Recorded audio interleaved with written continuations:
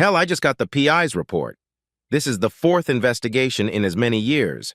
Jason Thomas, the private investigator, just did it. I've used 4 different private investigators in the last 4 years using random cities, random times of the year, etc., thinking my wife and her lover had cheated the previous ones, but this new investigator would discover their deception. I just got off the phone with Mr. Thomas. He told me that his people here and his colleagues in Dallas had observed my wife Molly and John Decker during the week, both when they were in their office the first 4 days of the week, and in Dallas where they both attended a work seminar for 3 days. My wife Molly was the administrative assistant to John Decker, the CEO of a subsidiary of a large international holding company. As administrator and assistant, she usually traveled with him, and he traveled a lot. Mr. Thomas said he would send a written report, but in general he noted, for 4 days here before traveling to Dallas, they were watched and observed. They had lunch together all 4 days and then went right back to work. On the second day, the two of them went to a local bar after work. They each had 2 drinks, and then each went to their homes. Their spouses were home when they got there, and we stopped surveillance, assuming that the spouses would be aware of their activities until the next morning. The other 3 days, they both came straight home from work, and their spouses were there when they arrived. The trip to Dallas wasn't much more interesting. Each of the 3 days, they attended a work seminar, as they were supposed to. Each night, they had dinner together, and each night, they went dancing. After about an hour of dancing and drinking, they would disperse to their hotel rooms and not come out until morning. Their rooms were separated by 10 other rooms, so there was no connecting door between the rooms. A camera down the hallway showed that each night none of them left their room until the next morning. The only thing that was suspicious was their dancing. My agent described it as 2 people in love dancing. There was no inappropriate touching, but there was definitely intimacy, and he usually hugged her all the way to their table. They were followed to the airport, and the agent made sure they boarded and that the plane did indeed go home. 4 private investigator reports for random dates over the past 4 years have found basically the same information. Nothing. Molly and I are both 36 years old and have been married for 15 years. We were exclusive for the last 3 years of college and married shortly after graduation. Molly is not beautiful, but she could be considered a sweet doll with a fantastic 5'6" inches body. She is very outgoing, and people like having her around. Her boss, John Decker, is about my height, 6'1", 190 pounds. But if it were between the 2 of us, John, not me, would get all the girls' attention.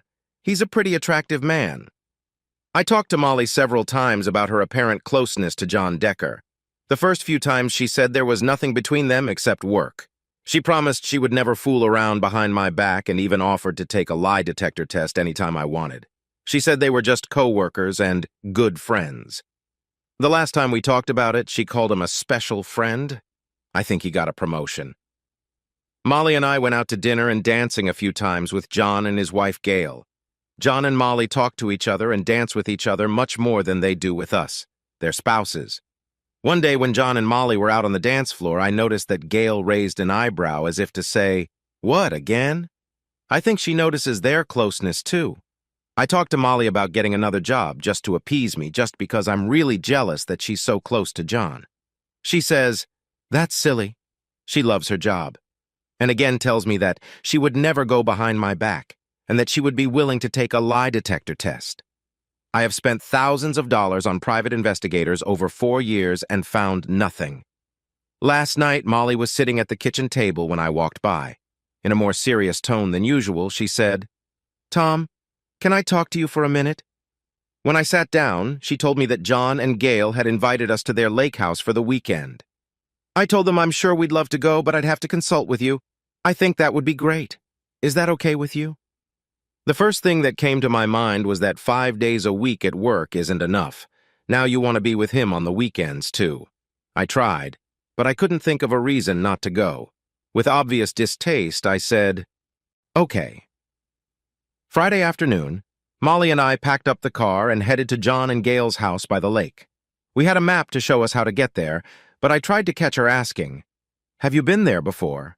She said she hadn't been, but I'm not sure I believed her. We drove about 50 miles, and finally around 4 o'clock we pulled up to the lake. It took a while to find their house, but when we finally did, There were 4 people waiting for us on the porch. The only one I knew was John. I assumed Gail was inside. In addition to John, the welcoming committee consisted of a very large, well-built man, a middle-aged woman who appeared to be his wife, and an extremely attractive 20-something woman. She had long red hair, and I would have considered her beautiful. Everyone but her was wearing shorts and t-shirts. She was wearing a tiny bikini. We parked and headed to the porch. After we were introduced to everyone, I asked John where Gail was. He said she wasn't here, but didn't explain why. I thought it was a little odd that we had come to visit John and Gail wasn't there. Probably because I'd been pondering Molly and John's relationship for years, my spidey senses began to activate. Was John fooling around with this beautiful young woman? Did Gail find out about this? What does Molly know about this young lady? Molly didn't seem at all surprised to see her here. Molly and I were shown to our room. We dropped the small amount of luggage we had brought with us and then joined the others in the large room. The building and interior were not bad. I would guess there were 5 bedrooms and as many bathrooms. A very large man who introduced himself as Larry sometime in there asked if I wanted a beer. I said sure, and he gestured for me to follow him into the kitchen.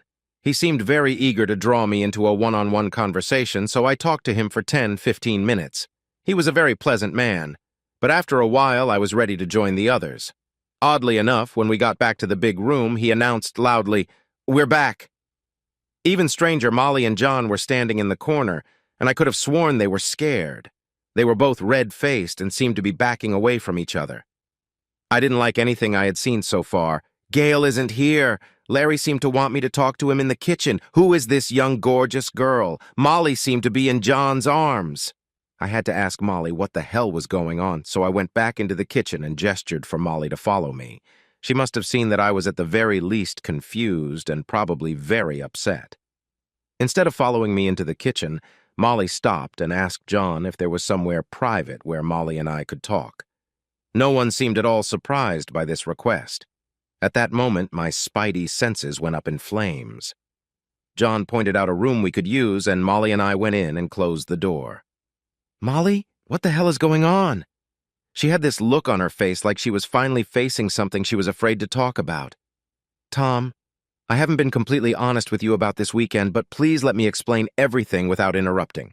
When I'm done, I'll answer any questions you have, and I'm sure you'll have plenty. First of all, Gail decided not to come this weekend. Gail, John, and I have had several lunch meetings planning this weekend. When I'm done, I think you'll understand why you weren't invited to these meetings. All of this is basically Gail's idea, with some input from both John and me.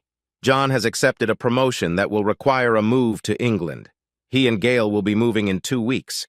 He will be replaced by a woman from the Cleveland office. I'm sure John leaving and being replaced by a woman will please you.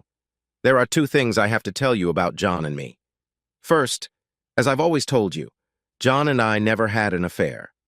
We've never been in the same bed together. Second, and this is the hardest thing I've ever had to tell you, I love you now as much as I always have, but I'm also in love with John. Let me emphasize, I didn't just say I love John. I said I was in love with John. I couldn't keep quiet any longer. I jumped to my feet and screamed. "I can't believe this. You brought me to this jerk's house to tell me you're leaving me for this very jerk. I'm out of here and you can find your own way home." "Oh, that's right.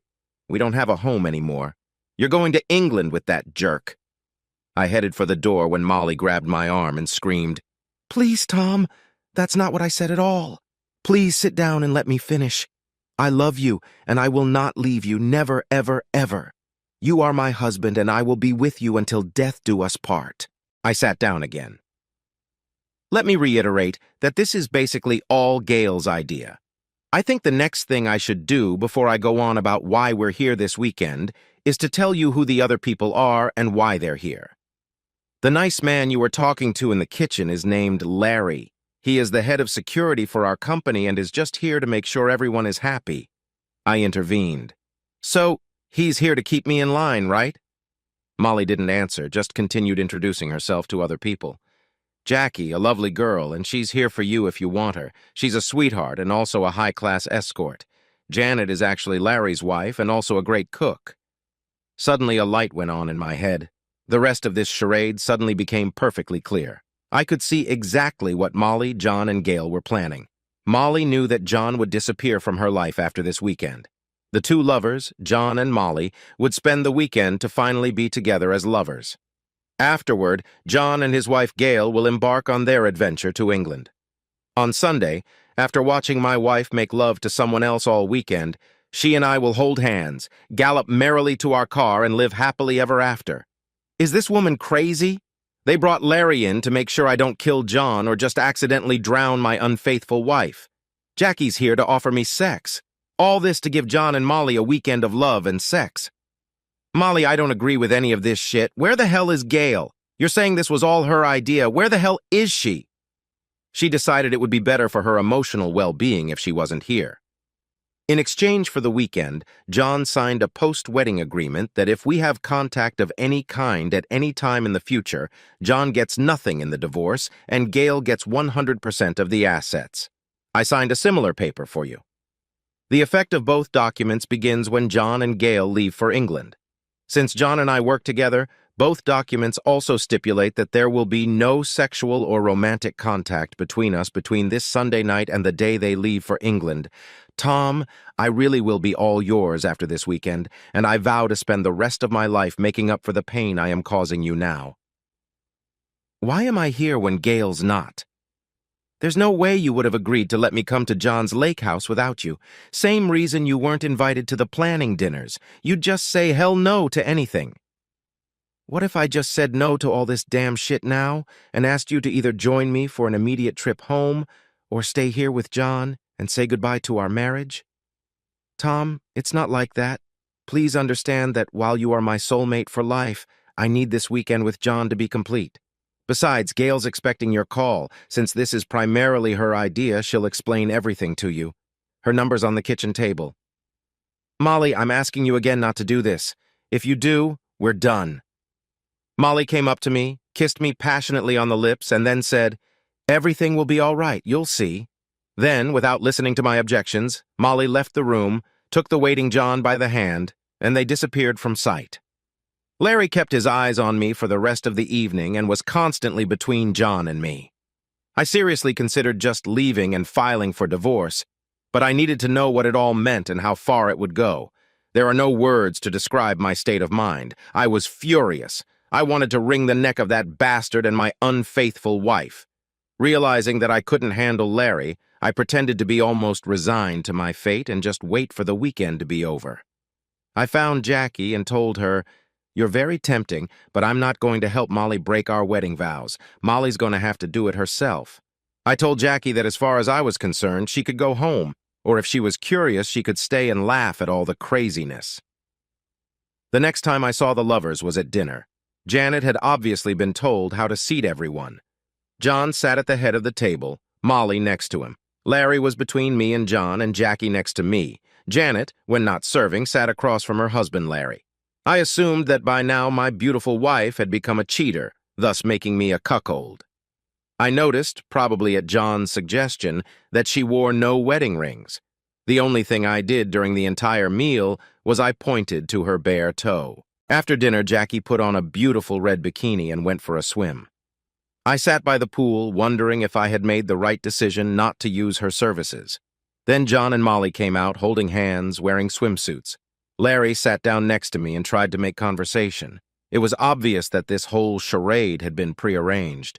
He was watching my every move and made it clear that nothing good would happen to me if I only moved toward my cheating wife and her lover. Shortly after everyone had gathered by the pool, Molly came over and sat down next to me. She put her head on my shoulder and said, "I love you, Tom. It's going to work out. We'll talk when we get home." I thought, this woman is crazy. I quickly got up and walked away, telling her loud enough for everyone to hear, "Go to fuck the bitch." Tears spurted from Molly's eyes, but she didn't respond to me in any way. I avoided everyone for the rest of the evening, except Larry, of course. He was always around, always keeping an eye on me. I decided to call Gail. Maybe she could shed some light on this train wreck. She must have been expecting my call and answered on the first ringtone. She must have added me to her caller ID.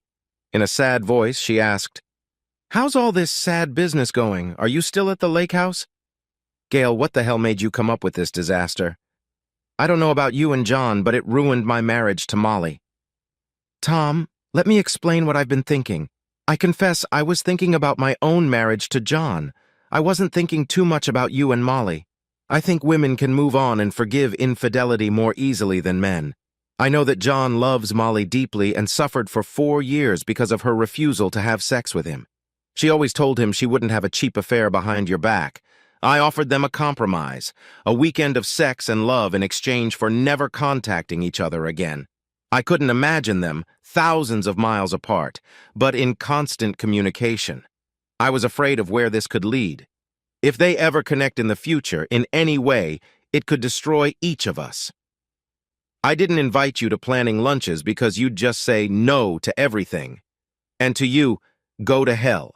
And be sure that the way you have planned will definitely not happen, I growled, and ended the call. Entering our bedroom, I found, unsurprisingly, that the only luggage in there was mine. Molly's stuff had been moved, so it was no longer our bedroom, but just my bedroom. It made me very sad to think that Molly and John were now in their bedroom. As I lay in bed, I kept wondering how Molly could have thought that after this weekend, she and I could just magically resume our loving relationship. All I could assume was that their 4-year emotional affair, while not sexual, made them think the world owed them and everyone would understand their needs. I stayed awake and kept a close eye and ear on everything that was going on. Around midnight, Jackie knocked on my door and came in to ask if I was okay. She also reminded me that she was still available if needed. I thanked her for the offer and told her that my refusal was one of the hardest things I had ever done, but no thanks. She said she was sorry for my decision. I quietly walked out to the pool. The hot tub was separated from the pool by a 3-foot stone wall, so I found a lounge chair, pulled it up to the tub, and quietly settled down on it. Naturally, my watchman was probably asleep in his room near the cheater's bedroom, and he wasn't around. I waited for an hour or so, then suddenly I heard voices approaching the pool. I immediately recognized the voices as those of 2 lovers. They couldn't see me, but I was only 10 feet away from them, hidden behind a short stone wall. Molly said, "Oh, John, this is so wonderful. I've loved you for so long, and I can finally show you how much. I'm going to miss you, but we have 2 days to spend in love and remember it for a lifetime. Let's get naked and make love in the pool. Take off your clothes and I'll get us a couple drinks." Molly got up and went to the kitchen to get the drinks. I hated him, and hated Molly for the absolute emptiness I felt. I had finally waited for the moment for which I had endured all day of humiliation from this asshole and my wife. John was out of his clothes and waiting for Molly when I approached him from behind. I yelled loud enough for everyone in the house to hear me. "Hey, Moodak!" Moodak seemed to have become my nickname for him. When he turned around, the red-hot rage I'd been saving up all day hit adrenaline in my veins, and I kicked him, aiming for his balls and hoping to completely ruin his experience of my wife's sex. He bent in half, and catching the next kick of my leg with his chin, fell backwards into the pool. I knew Larry would soon get out of bed and come after me, but I didn't think there would be a physical confrontation with him. He could yell at me, but he wouldn't want to face assault charges, and anyway, the damage to his boss had already been done, and Larry wouldn't be looking for revenge. The fact that Molly had come running over to see if John was okay, but hadn't bothered to check on me, was filed away in my mind. I had seen enough.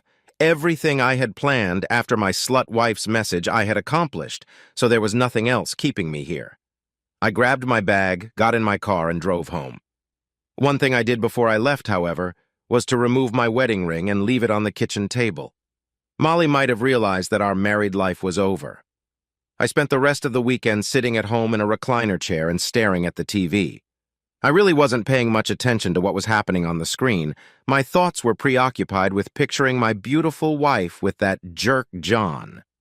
Since I was at the lake house and knew the layout, I could picture them in different rooms, cuddling with a big smile, kissing as they embraced each other, her in bed with him, doing things that should be just for me. I wondered what she would say when she got home, if she did. I really wish she hadn't come back, but I don't know where else she could have gone. Sunday night, a car pulled up and stopped in front of my house. It was John and Molly. John got out of the car with the intention of walking over to open her door.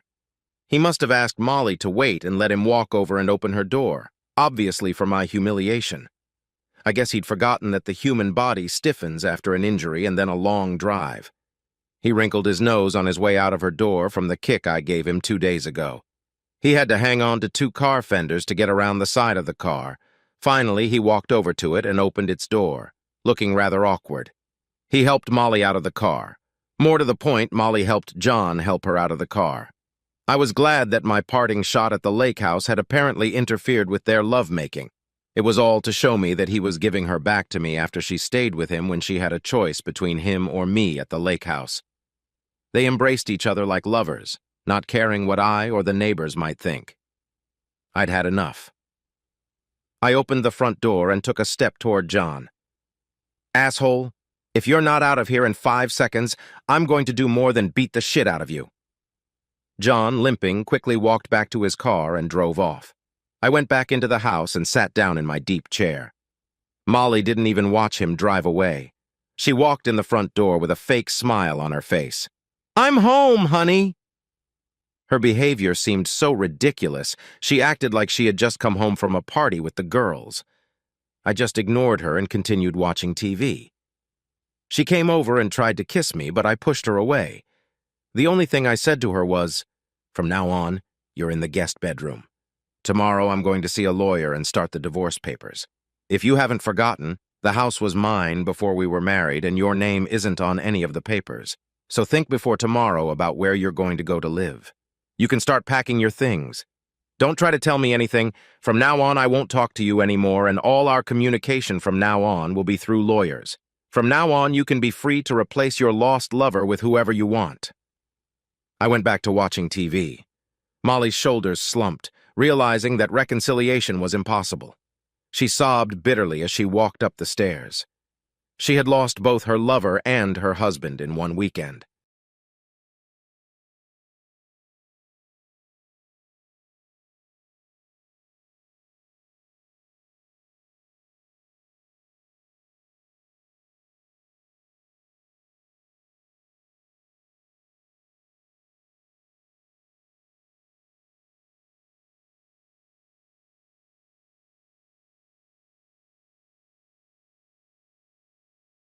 I had a feeling that something was wrong with my wife, Caroline. Not much, but enough for someone who had known her for 12 years, of which he had been married to her for 10. Caroline and I have an ordinary Scandinavian family with 2 children, a 7-year-old boy and a 5-year-old girl. We live in our own house near the county capital, and we both work full-time. Caroline at City Hall, and I work for a small consulting company. My wife and I met at an evening class to learn advanced use of Microsoft Excel and married 2 years later.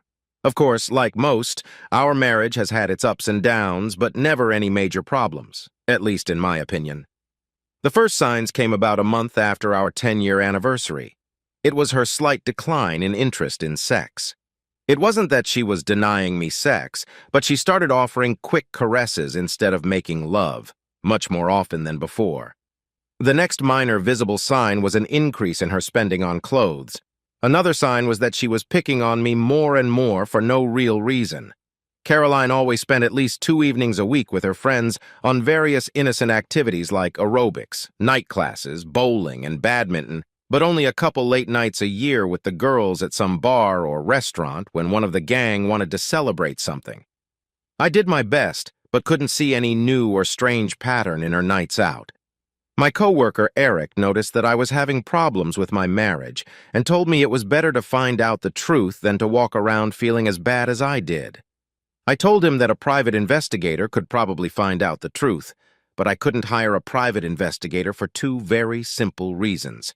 First, there was no such person, at least not in the phone book, in our town or in the entire county. Second, even if there had been one, I didn't have the money to follow Caroline for any length of time. But I promised to do everything I could to put an end to the problems between Caroline and me. The final straw that broke the poor camel's back happened the first Saturday night after Eric suggested I do something. Caroline and I had been invited to a nice dinner hosted by friends just outside of town where she acted like a loving wife all evening. She even did so all the way home in the cab we shared with another couple. Of course, I had hopes of continuing the pleasant evening by making love to her. But as soon as the babysitter left our house, Caroline stopped acting so sweet and cut me short with words. "Forget it if you were foolish enough to expect anything from me tonight." I abandoned my attempts and replied with a bright smile. What could I expect from an icy, frigid bitch? Nothing more was said that evening, but it took me a few hours before I fell asleep. I used that time to come up with a simple plan. The only thing I needed to do was sign up for an online anonymity service so I could send emails without being tracked. After testing the email service on Sunday morning, I sent the following email to Caroline at her work on Monday.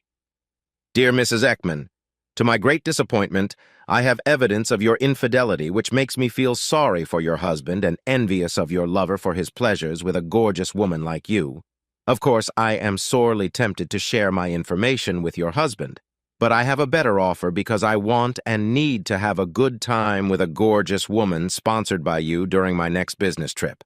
So I expect you to be sitting alone at the Plaza Cafe today, Monday, at 2:30 p.m. to 3 p.m. with 600 euros in an envelope at the table. My buddy will greet you with the words, 'Aren't you Lars' sister?' You must answer, 'No, I am his wife.' You must then hand him the envelope. Thank you for your very kind cooperation. Your true friend." 600 euros was a very insignificant sum that couldn't be regarded as serious blackmail if she went to the police, and they were unlikely to see it as any kind of priority case to save her reputation as a cheating whore wife. On the other hand, it was insignificant enough for Caroline to be able to get it from an ATM with no problem. Both euros and our own kroner are available at ATMs outside of our bank's main office. That Monday, I suggested that Eric take a 3-hour coffee break at the Plaza Cafe. We got in there a few minutes before 3, and to my feigned surprise, I saw Caroline sitting alone at a table. And then to my real surprise, I saw Martin Jensen sitting alone a few tables away from her. That bastard Martin works at City Hall, too, and he's married to one of Caroline's best friends. We met him and his wife for dinner last Saturday night, but I didn't notice much between him and Caroline. As I stared at Caroline and Martin, I shouted loudly, "What the hell is going on here? Why are you two here instead of working? Why don't you two sit at the same table?" Martin ran off without saying a word to me, followed by Caroline silently leaving the cafe. Eric was even more confused than I was when I told him that we had probably managed to catch Caroline with her lover. I then called Martin's wife, Cecilia, and asked her if she had any idea why my wife and her husband had taken the afternoon off and were sitting at different tables in the cafe. I then told her that I suspected that Caroline was having an affair, and now Martin should be the prime suspect unless I got a very good explanation about what they were involved in. She promised to have a serious talk with Martin and call me when she knew something. This Martin was a very handsome man, usually expensively dressed, polite, with good manners and a real party animal. Of course, those of us who knew him from childhood had a very different opinion of him. At home, I logged into our bank account, which showed that 600 euros had been withdrawn and put back in during the day.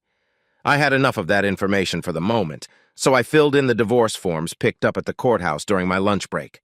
When Caroline got home, she was mad as a bee and lashed out at me. "You acted like an idiot in the cafeteria. I can explain it all if you'll bother to listen to me." I replied, "No, I don't want to listen because I don't care about your explanations. Just read these divorce papers and sign them. Everything is split 50-50 and you can't get a better deal, even with an attorney that will cost you a fortune." It was obvious that she was really pissed off, and she yelled at me, "These divorce papers are the only sensible thing you've been able to do in a long time?"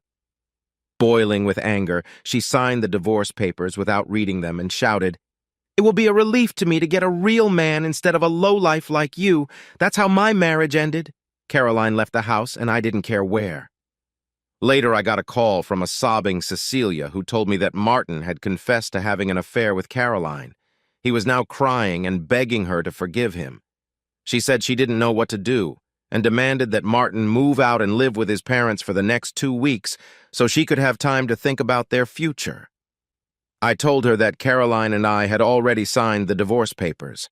One thing was for sure, if Caroline thought Martin was her new dream man, she could forget about it, but it wasn't my place to tell her that. After the phone call, I moved all of Caroline's clothes into the guest room. This infuriated her when she got home. I couldn't resist the temptation to tell her that I had told Cecilia about what I had seen at the Plaza Cafe. That information didn't make her any happier. The next day, strange things happened. Coming home after work, Caroline surprised me by saying, "Dear Lars, I am sorry and regret everything I said yesterday in my angry mood. I was stressed and said stupid things I didn't mean. Can you forgive me for that? You are and always will be my true love. No more hard feelings. We are adults, and we are expected to do our best to solve our problems. Please tear up those stupid divorce papers we signed yesterday in an angry mood, and I promise to be a much better loving wife, and I will explain everything about yesterday."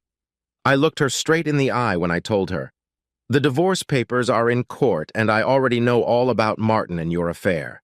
Last night after you left, Martin confessed to cheating on Cecilia, who called and told me that your real man was a crying weakling begging for mercy and claimed you were a fraudulent whore who seduced him. He's not much of a match for the real man instead of me, is he?" Caroline sobbed and asked, panting, "Did Cecilia tell you about Martin and me?" "Yes, and that explains why our marriage has been a loveless marriage for the last while.